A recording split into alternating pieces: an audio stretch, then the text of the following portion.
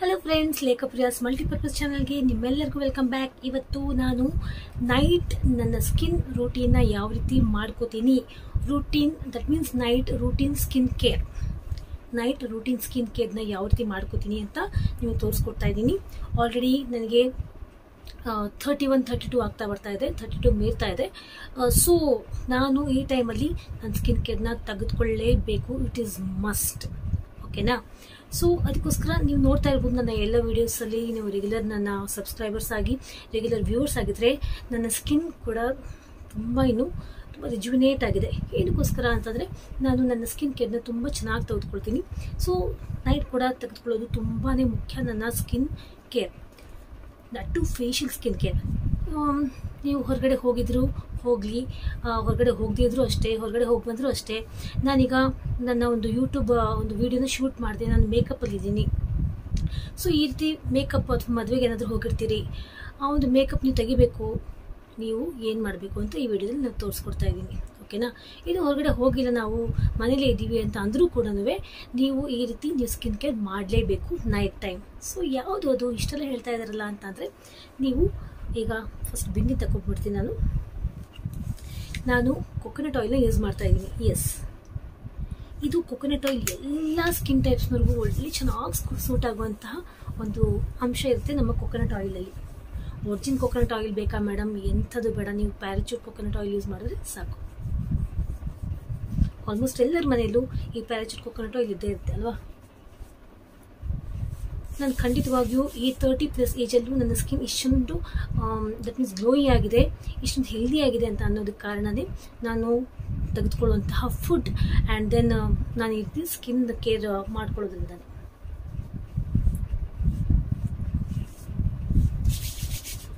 ಸ್ವಲ್ಪ ಈ ರೀತಿ ಮಸಾಜ್ ಮಾಡ್ಕೊಳ್ಳಿ, ಬಟ್ ಮೇಕಪ್ ಇರೋದೇ ಮಸಾಜ್ ಮಾಡ್ಕೋಬೇಡಿ. ಒಂದು ಕಾಟನ್ ಬಟ್ಟೆ ಅಥವಾ ಕಾಟನ್ ನೀವು ತೆಗೆದುಕೊಳ್ಬೋದು. ಆದಷ್ಟು ಕಾಟನ್ ತೆಗೆದುಕೊಳ್ಳೋದು ಬೇಡ, ಕಾಟನ್ ಕ್ಲಾತ್ ಯೂಸ್ ಮಾಡಿದ್ರೆ ಒಳ್ಳೆಯದು. ಅದನ್ನು ಸ್ವಲ್ಪ ನೀರಲ್ಲಿ ಒಂದು ಬೌಲ್ ನೀರು ಇಟ್ಕೊಂಡಿದ್ದೀನಿ, ಅದನ್ನ ಡಿಪ್ ಮಾಡ್ಕೊಂಡ್ಬಿಟ್ಟು ಸ್ವಲ್ಪ ನೀರನ್ನ ಕಾಟನ್ ಬಟ್ಟೆಯಲ್ಲಿ ನೀವು ಒರೆಸ್ಕೊಂಬಿಡಿ ಮುಖನ ಸ್ಮೂತಾಗಿ.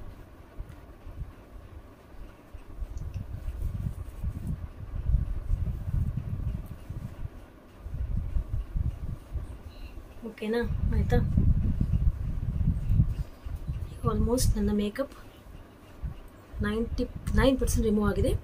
ಈಗ ನಾನು ಇದಕ್ಕೆ ನಿಮ್ಮ ಹತ್ರ ಯಾವುದೇ ರೀತಿಯ ಮಾಯಿಶ್ಚರೈಸಿಂಗ್ ಕ್ರೀಮ್ ಇದ್ರೂ, ನಿಮ್ಮ ಸ್ಕಿನ್ನಿಗೆ ಸೂಟ್ ಆಗುವಂಥ ಕ್ರೀಮ್, ಅದನ್ನ ನೀವು ಯೂಸ್ ಮಾಡ್ಕೊಳ್ಳಿ.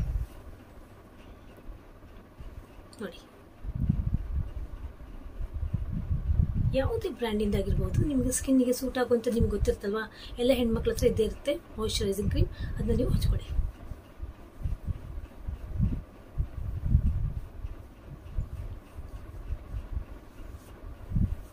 ಇಲ್ಲ ನಮ್ಮ ಹತ್ರ ಮಾಯಿಶ್ಚರೈಸಿಂಗ್ ಕ್ರೀಮ್ ಇಲ್ಲ ಅಂತ ಅನ್ನೋರು, ನೀವು ಸ್ವಲ್ಪ ಮೊಸರು ತೆಗೆದುಕೊಂಡು ಮೊಸರನ್ನ ಕೂಡ ಹಚ್ಕೊಂಡ್ರು ಒಳ್ಳೆ ರಿಸಲ್ಟ್ ಕೊಡುತ್ತೆ.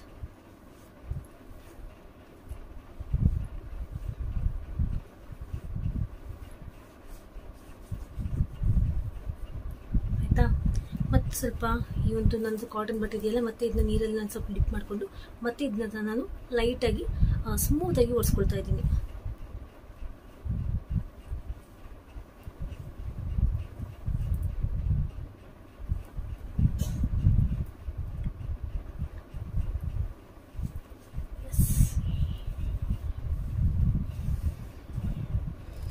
ಎಸ್, ಈಗ ಫೇಸ್ ವಾಶ್ ಮಾಡ್ಕೊಂಬರ್ಬೋದಾ? ಮಾಡ್ಕೊಂಬರ್ಬೋದು, ನೋ ಪ್ರಾಬ್ಲಮ್. ಈಗ ನಾನು ಮತ್ತೆ ಅದೇ ಒಂದು ಮಾಯಿಶ್ಚರೈಸಿಂಗ್ ಕ್ರೀಮ್ನ ನಾನು ಅಪ್ಲೈ ಮಾಡ್ಕೊಳ್ತಾ ಇದ್ದೀನಿ. ಈಗ ಈ 3rd ಸ್ಟೆಪ್ಪಲ್ಲಿ ನಾನು ಏನು ಮಾಡಬೇಕು ಅಂತ ತೋರಿಸ್ಕೊಡ್ತೀನಿ.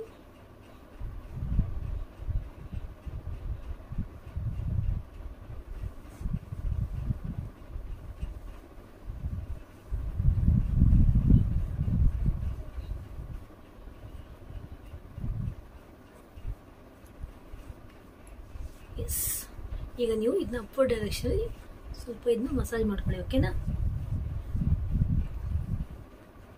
ಎಲ್ಲ ಟೋಟಲಿ ಸೇರಿ ಒಂದು 2-3 ನಿಮಿಷ ಸಾಕು ಟೋಟಲಿ ಮಸಾಜ್.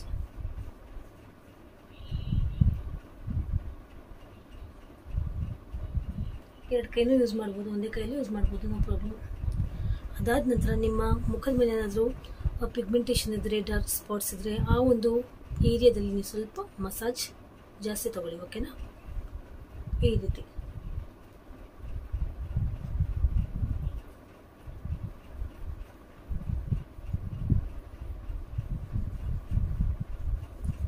ಸರ್ಕ್ಯುಲರ್ ಮೋಷನಲ್ಲಿ ಮಸಾಜ್ ತಗೊಳ್ಳಿ, ಅಫೆಕ್ಟೆಡ್ ಏರಿಯಾ ಮಾತ್ರ. ಓಕೆನಾ?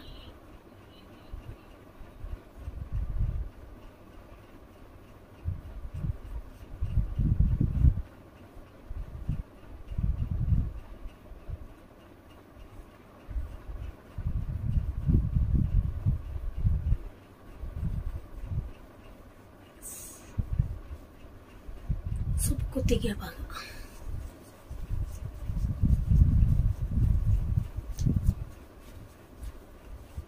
ಆಗೋಯ್ತು. ಎಸ್, ಈ ರೀತಿ ನೀವು ಮಸಾಜ್ ತೆಗೆದುಕೊಂಡ್ಬಿಟ್ಟು ಮತ್ತೆ ಫೇಸ್ ವಾಶ್ ಮಾಡ್ಕೊಳ್ಳುವಂತಹ ಅಗತ್ಯ ಇಲ್ಲ. ನಾನು ಈಗಾಗಲೇ 2 ಟೈಮ್ಸ್ ನಾನು ಫೇಸ್ನ ವಾಶ್ ಮಾಡ್ಕೊಳ್ಳೋ ರೀತಿ ನಾನು ಟವಲಲ್ಲಿ, ಅಂದರೆ ಕಾಟನ್ ಟವಲಲ್ಲಿ ನಾನು ಡ್ಯಾಬ್ ಮಾಡ್ಕೊಂಡಿದ್ದೀನಿ. ಅಷ್ಟು ಸಾಕು. ಆಲ್ಮೋಸ್ಟ್ ಎಲ್ಲ ಮೇಕಪ್ ರಿಮೂವ್ ಆಗಿ ನಾನು ಕೋಲ್ಡ್ ಕ್ರೀಮ್ನ, ದಟ್ ಮೀನ್ಸ್ ಮಾಯ್ಶ್ಚರೈಸಿಂಗ್ ಕ್ರೀಮ್ನ, ಕೋಲ್ಡ್ ಕ್ರೀಮ್ ಇದ್ರೂ ಕೂಡ ನೀವು ಹಚ್ಕೋಬೋದು, ನೋ ಪ್ರಾಬ್ಲಮ್.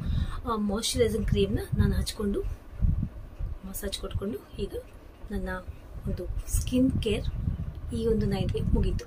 ಸೊ ನೀವು ಈ ರೀತಿ ಮಾಡ್ಕೊಂಡ್ಬಿಟ್ರೆ ಖಂಡಿತವಾಗಿ ನಿಮ್ಮ ಸ್ಕಿನ್ ತುಂಬಾ ಚೆನ್ನಾಗಿರುತ್ತೆ. ಏಜಿಂಗ್ ಪ್ರಾಪರ್ಟೀಸ್ ಎಲ್ಲ ದೂರ ಆಗುತ್ತೆ. ನೀವು 20s, 30s, 40s, 50s ಅಲ್ಲೂ ಕೂಡ ನೀವು ತುಂಬಾ ಯಂಗಾಗಿ ಕಾಣ್ತೀರಾ. 20s ನಾವಾಗ ಮಾಡ್ಕೋಬೋದು ಅಂತ ನೀವು ಯೋಚನೆ ಮಾಡ್ತಿರ್ಬೋದು, ಬಟ್ 20s ಮತ್ತು 30s, 40s ಏಜಲ್ಲೆಲ್ಲ ನಿಮ್ಮ ಒಂದು ಏಜಿಂಗ್ ಸೈನ್ಸ್ ಏನಿರುತ್ತೆ ಅದನ್ನೆಲ್ಲ ನೀವು ಪೋಸ್ಟ್ಪೋನ್ ಮಾಡ್ತಾ ದೂರ ಮಾಡ್ಕೊಂಡ್ಬಿಡ್ಬೋದು ಅಂತ ನನ್ನ ಒಂದು ರಿಸರ್ಚ್ ಪ್ರಕಾರ ನಾನು ಕಂಡು ಹಿಡಿದಿರೋದು. ಸೊ ಈ ರೀತಿ ಹೇಳ್ತಾ ನನ್ನ ಡೈಲಿ ನೈಟ್ ಸ್ಕಿನ್ ರೂಟೀನ್ನ ನಾನು ನಿಮ್ಮ ಜೊತೆ ಶೇರ್ ಮಾಡ್ಕೊಂಡೆ. ಹೋಪ್ ನಿಮಗೆ ಈ ವಿಡಿಯೋ ತುಂಬಾ ಯೂಸ್ಫುಲ್ ಆಯಿತು ಅಂತ ಅಂದ್ಕೊಂಡಿದ್ದೀನಿ.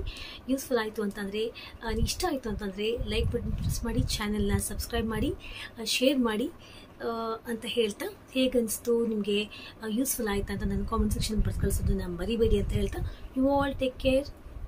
ನಿಜವಾಗ್ಲೂ ನಾನು ಕತ್ಲಲ್ಲೇ ನೈಟಲ್ಲೇ ಮಾಡ್ತಾ ಇರೋದಂದರೆ ಈಗಾಗಲೂ ಟೈಮು 12:15 ಆಗಿದೆ. ಎಸ್, ನಾನು ಸ್ವಲ್ಪ ವಿಡಿಯೋ ಮಾಡೋದಿತ್ತು. 12:15 ಆಗಿದೆ. ಈಗ ಎಡಿಟಿಂಗ್ ಕೂತ್ಕೋಬೇಕು. ತುಂಬಾ ಬ್ಯುಸಿ ಇದ್ದೀನಿ.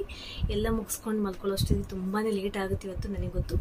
ಲೇಟ್ ಆದರೂ ಕೂಡ ಬೇಗ ಎದ್ದು ಬಿಡಬೇಕು, ಇಲ್ಲ ನಮ್ಮ ಮಮ್ಮಿ ಬಗೆದು ಬಿಡ್ತಾರೆ. ಮತ್ತು ಬೆಳಗ್ಗೆ ಬಿಟ್ಟು ನಾನು ಡ್ಯೂಟಿಗೆ ಹೋಗೋದಿದೆ. ಸೊ ಈ ರೀತಿ ಹೇಳ್ತಾ ಇವತ್ತು ವಿಡಿಯೋ ಮುಗಿಸ್ತಾ, you take care, love you all, bye, take care.